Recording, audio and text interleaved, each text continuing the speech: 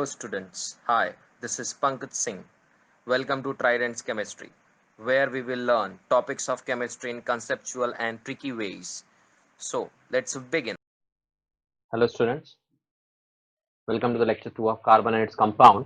In the first lecture, we learn what is covalent compounds, what is covalent bond, and how the covalent bond is formed, what are the necessary conditions for it, and we saw few examples as well. Now, today before starting with the new topic, we'll see some questions based on the NCERT like from your syllabus. The question is, the question is what would be what would be electron dot structure, what would be the electron dot structure of a molecule of sulfur. You know that sulfur has atomic number 16. Sulfur, which is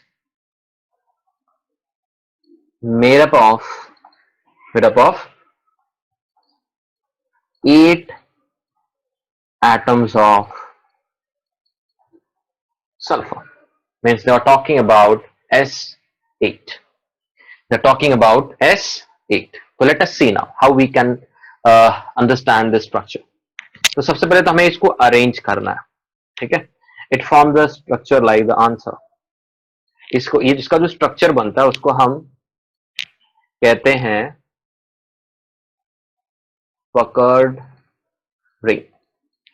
we call it as पकड़ ring और small kind हम उसको बोल सकते हैं. अब देखिए इसको अरेंज कैसे करना है. सबसे पहले sulphur will be arrange like this.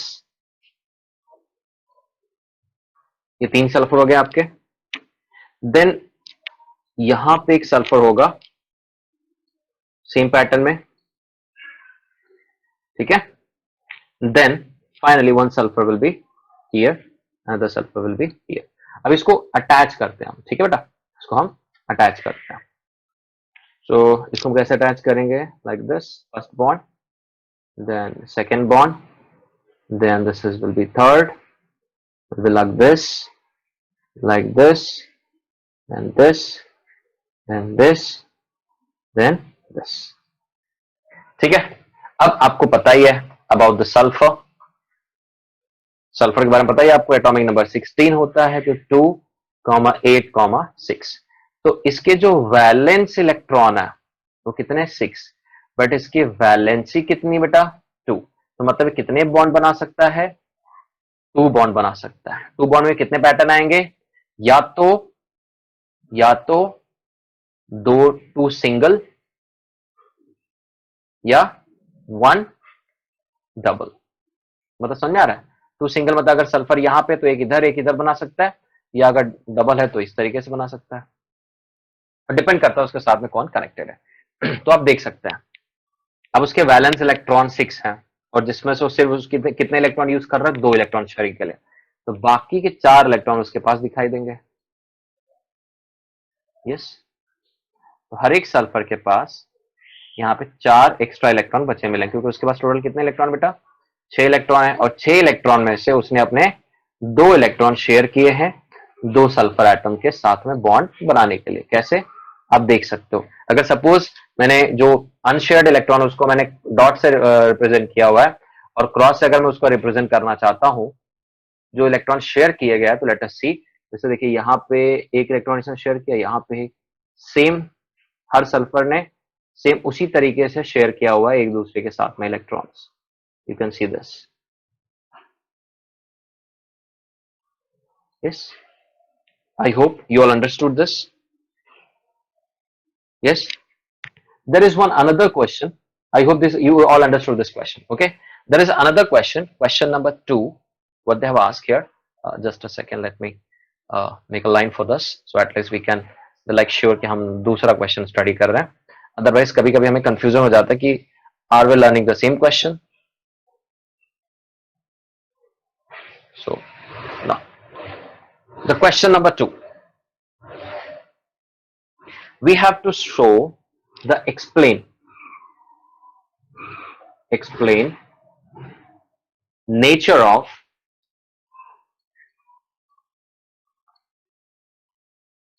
covalent bond. Explain the nature of covalent bond using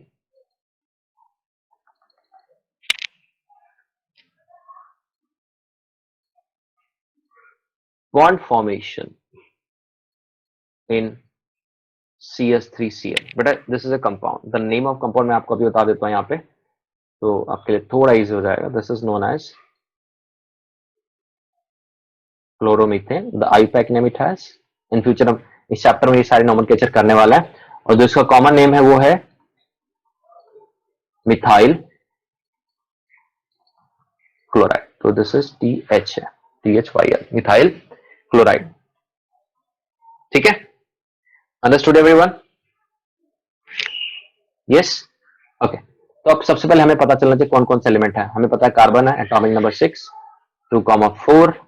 तो इसका वैलेंसी भी 4 है, वैलेंस इलेक्ट्रॉन भी कितने इसके 4 है. Now in the case of hydrogen we know that it has a 1 electron, so it has a valency 1, valence electron 1. In case of chlorine we know that it has a 17 electron, 2,8,7. so it has a valence electron 7 and valency 1. Carbon को 4 bond की जरूरत है, 4 shared electron की जरूरत है. Hydrogen को 1 shared की जरूरत है और क्लोरीन को कितने की जरूरत है? 1 की जरूरत है. कार्बन को टोटल 4 की जरूरत है, क्लोरीन को 1, हाइड्रोजन को 1. तो हाइड्रोजन कितने वहां पे 3. तो हम इसको किस तरीके से अरेंज करते हैं आप देख सकते हो यहाँ पे. सपोज अगर मैं कार्बन को सेंटर में अरेंज करता हूं, यहां पे हाइड्रोजन, यहां पे हाइड्रोजन, यहां पे हाइड्रोजन और यहां पे क्लोरीन को मैं अरेंज कर रहा हूं. ठीक है, तो you can understand every hydrogen has a 1 electron, chlorine has a 7 electron, यहां पे 1, और carbon has a 4 electron. So I guess you all understood now. thus so hydrogen is forming duplet, chlorine is forming octet, carbon is also forming octet. So this is how I have explained you all the formation of CS3 molecule in the covalent bond. Okay, students, understood? तो जैसा कि बेटा मैंने आपको बताया था कि covalent bond कितने टाइप के हैं? 3, single, double and triple.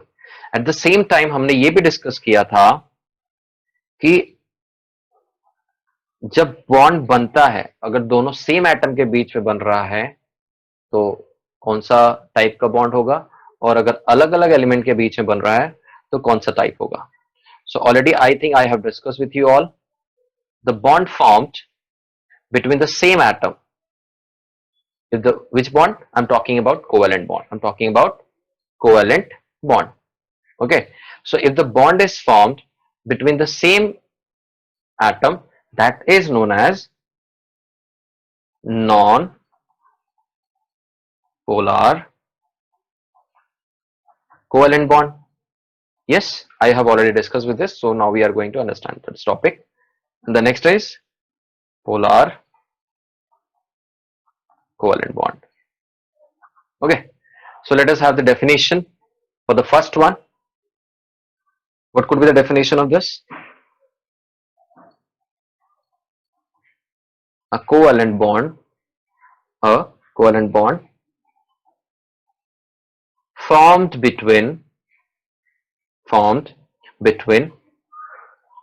two atoms of the same elements, or we can say same electronegativity. Now what is electronegativity? It is a term specified for the elements. It is a capacity to pull the electrons towards itself in the bonding atoms. तो electronegativity का पूरा एक series होता है, पूरा एक value होता है, उसके हिसाब से. जैसे भी फ्लोरीन का सबसे ज्यादा वैल्यू 4 है. अब जैसे बता रहा हूँ फ्लोरीन का वैल्यू कितना है बेटा, इलेक्ट्रोनेगेटिविटी की 4 है. हाइड्रोजन का कितना है वैल्यू? 2.1 है, समझ लो आप. तो अगर फ्लोरीन और हाइड्रोजन के बीच में बॉन्ड होगा तो फ्लोरीन ज्यादा इलेक्ट्रोनेगेटिव होने की वजह से ये बॉन्ड हल्का सा अपनी तरफ पुल करेगा, पूरा नहीं खींच पाएगा, पुल करेगा. तो इसके वजह से फ्लोरीन के ऊपर क्या चार्ज आएगा? नेगेटिव. हाइड्रोजन के ऊपर क्या चार्ज आएगा? पॉजिटिव. बट अगर सिर्फ फ्लोरीन और फ्लोरीन है तो कोई किसी को पुल नहीं कर सकता, तो हम बोल सकते हैं सेम इलेक्ट्रोनेगेटिविटी है, तो तब कोई चार्ज आएगा, तब कोई पोलैरिटी नेचर होगा नहीं। तो याद रखो, if the same electronegativity is called non polar covalent bond. I hope you all got this now. Yes. So if you want to understand the example, so we can say hydrogen, we can say chlorine, we can say oxygen, yes or no? We can say nitrogen. तो हर molecule में same atoms हैं, भले ही hydrogen hydrogen हमें पता है single bond बनेगा, क्लोरीन क्लोरीन में सिंगल बॉन्ड बनेगा, ऑक्सीजन ऑक्सीजन में डबल बॉन्ड बनेगा, ये सारे एग्जांपल हमने समझा, नाइट्रोजन नाइट्रोजन में ट्रिपल बॉन्ड बनेगा, बट ये किस में कौन से कैटेगरी में आएंगे, non polar covalent bond, because the bond which is form by this two atoms are same. Yes, and if I want to define for the polar covalent bond, so a covalent bond formed between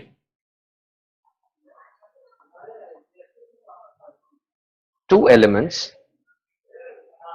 yeah, different elements, yeah, the covalent bond formed with two atoms having different electronegativity, है ना, between the two elements of different electronegativities. Okay, they're called as polar. The covalent bond formed between the two elements of the different electronegativity is called polar covalent bond. I hope you all understood. Yes, तो अब जैसे मैं example ले रहा हूं HCl का, तो आपको पता है क्लोरीन ज्यादा इलेक्ट्रोनेगेटिव है, तो क्या होगा, what will happen, this bond will be slightly shifted towards the chlorine. So याद रखिएगा, this is a polar covalent bond. Every time they are having these negative and partial charges, this को बोलते हैं delta positive and delta negative charges. Understood? Partial बेटा, understood?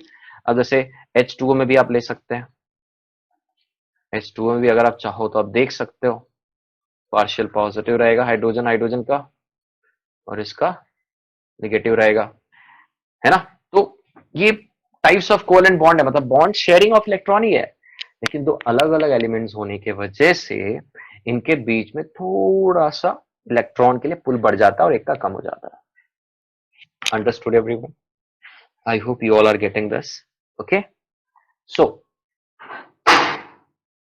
so now we have to understand whatever we learned till now, covalent compounds के बारे में जो भी पढ़ा, now we have to understand the characteristics of covalent compounds. क्योंकि हमें पता है कि हमें टॉपिक में, हमारे चैप्टर में कार्बन कंपाउंड्स पढ़ना है और कार्बन कोवेलेंट बॉन्ड्स बनाता है. So before getting into the carbon compounds, first we learn जो बॉन्ड बना रहे हैं, वो जो कोवेलेंट कंपाउंड्स बना रहे हैं, उसके क्या क्या कैरेक्टरिस्टिक्स होते हैं. The first characteristics we have is the physical state, is the physical state of the covalent compound. What we can say, the covalent compounds are generally gases or liquid, but compounds with the higher molecular masses are solid. So they are generally liquid or gases, but with high molecular mass. आप सबको पता होगा molecular mass क्या, atomic mass को combine करते हैं. Molecular masses are in solid state, and to prove this we must have some example. तो देखिए, सॉलिड में कोई ऐसा बताइए कंपाउंड जो कोवेलेंट हो, फिजिकल स्टेट उसका सॉलिड हो. जैसे हमें पता ही है, बेस्ट एग्जांपल ग्लूकोज, यूरिया, है ना. देन नैप्थलीन बॉल्स आपको पता ही होगा, नैप्थलीन. लिक्विड में any guesses? Ethanol best covalent example जो हमारे पास है H2O, वाटर भी है ना? ऑर्गेनिक में कौन आ गया आपका? बेंजीन आ गया। गैस में हम क्या कंसीडर कर सकते हैं? हमारे हाइड्रोकार्बन्स, गैसेस जैसे oxygen gas, chlorine gas, hydrogen gas, then methane gas के बारे में भी आपने सुना रहेगा, राइट? तो फिजिकल स्टेट के बारे में इतनी इंफॉर्मेशन एटलीस्ट हमारे पास होनी चाहिए। Second, very important, melting and boiling point. ये बहुत इंपॉर्टेंट टॉपिक है, melting and boiling point. Covalent compound जो होते हैं बेसिकली उनका मेल्टिंग एंड बॉइलिंग पॉइंट थोड़ा कम होता है, ठीक है? So they have low melting and boiling point. They have low and melting boiling point. क्यों? क्योंकि जो इंटरमोलिकुलर फोर्सेस होता है, जो इंटरमोलिकुलर फोर्सेस होता है, अभी जैसे मैंने बताया आयनिक बॉन्ड भी है, ठीक है? तो अब आयनिक बॉन्ड का फोर्स ऑफ अट्रैक्शन ज्यादा, तो उनके मेल्टिंग एंड बॉइलिंग पॉइंट ज्यादा होते हैं। तो इनके melting and boiling point low होते हैं as compare to the ionic compound.